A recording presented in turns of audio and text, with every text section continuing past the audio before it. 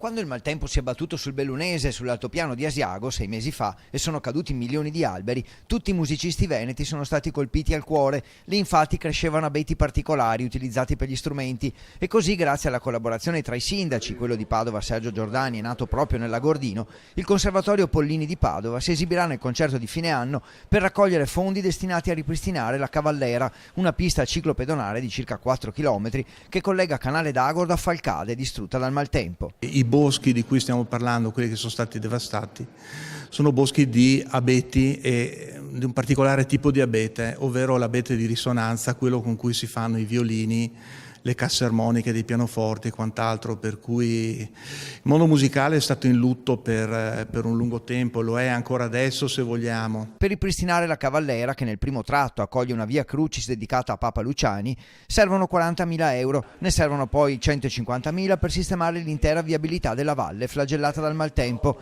Abbiamo dei danni, si aggirano sui 10 milioni di euro i danni complessivi alla valle di Garese. Stiamo facendo tanti lavori.